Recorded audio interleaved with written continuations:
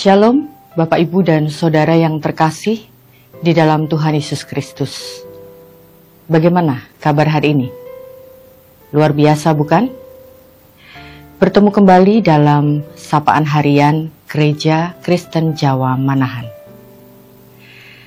Ayat yang menjadi dasar perenungan kita pada hari ini diambil dari kitab Markus 8 ayat 14 sampai 21. Dan natsnya diambil dari ayat 15. Demikian bunyi firman-Nya. Lalu Yesus memperingatkan mereka. Katanya, "Berjaga-jagalah dan awaslah terhadap ragi orang Farisi dan ragi Herodes." Salam sejahtera Bapak, Ibu, dan Saudara yang terkasih di dalam Tuhan Yesus Kristus. Ragi, atau dalam bahasa Inggris disebut yeast, adalah bahan yang diperlukan dalam proses fermentasi adonan roti dan kue. Dalam proses ini, ragi mengubah gula menjadi gas karbon dioksida atau CO2 yang mengakibatkan adonan menjadi mengembang. Konteks bacaan kita pada hari ini membicarakan tentang istilah ragi Farisi dan ragi Herodes.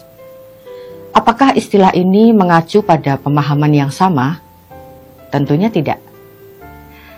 Ragi Farisi dan ragi Herodes dalam konteks Kristiani jelas dipahami dalam arti kiasan. Istilah ini digunakan untuk melukiskan sesuatu yang kecil, tapi berpengaruh besar. Rasul Paulus menggunakannya untuk melukiskan kekuatan tersembunyi yang jahat, menyebar dan merusak orang. Ragi Farisi dimaknai sebagai kemunafikan dan ragi Herodes dimaknai sebagai nafsu kuasa berbalut angkara murka.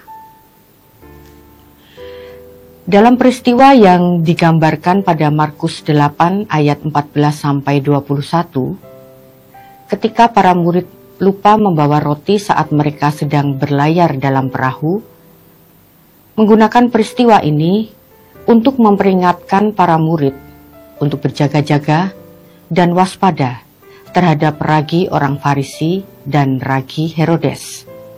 Namun, alih-alih bertanya tentang apa artinya itu, para murid justru mengaitkan pemikiran mereka terhadap hal yang sifatnya duniawi, yaitu tentang makanan jasmaniah mereka, yang secara logika tentunya akan kurang jika satu roti diperuntukkan bagi mereka.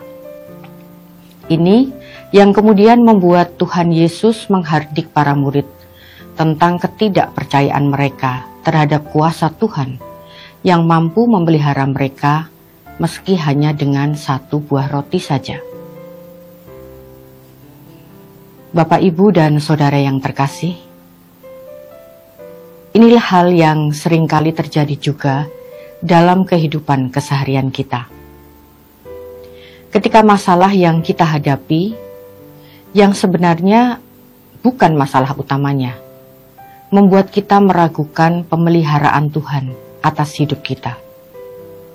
Fokus kita hanya melulu pada hal-hal duniawi saja, sementara hal yang terkait keimanan kita malah kita abaikan.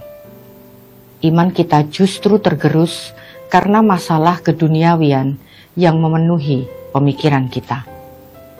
Sehingga ketika masalah kita yang diibaratkan seperti ragi Farisi dan ragi Herodes, yang sebelumnya hanya kecil dan tersembunyi, kemudian berfermentasi dan mengembang, menutupi pemikiran dan langkah kita dalam menjalankan perintah Tuhan dalam hidup kita.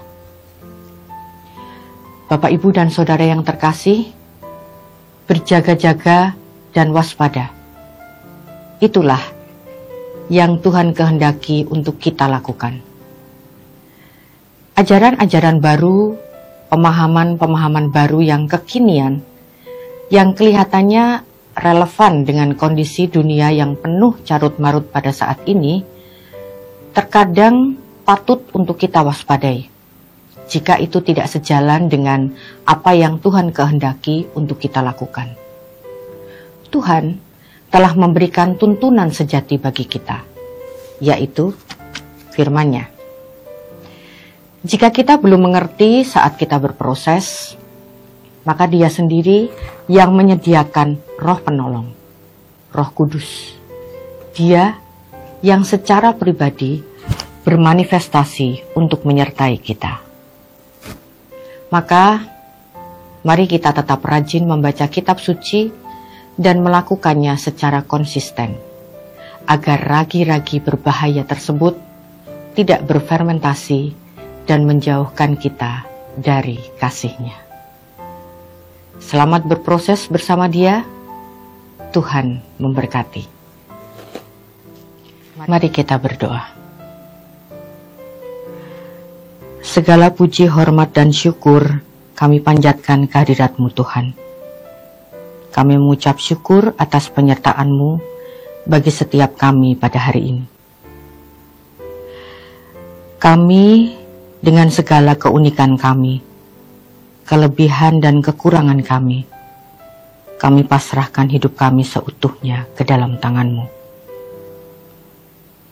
Jikalau pada hari ini kami belajar untuk memfokuskan diri pada apa yang telah Tuhan lakukan bagi hidup kami, maka bimbinglah kami, sehingga kami lebih menyadari apa yang Tuhan kehendaki atas hidup kami dan melakukannya secara konsisten. Bukan hanya mencari hal-hal yang di luar sana, yang di luar kehendak-Mu, di luar ajaran-Mu.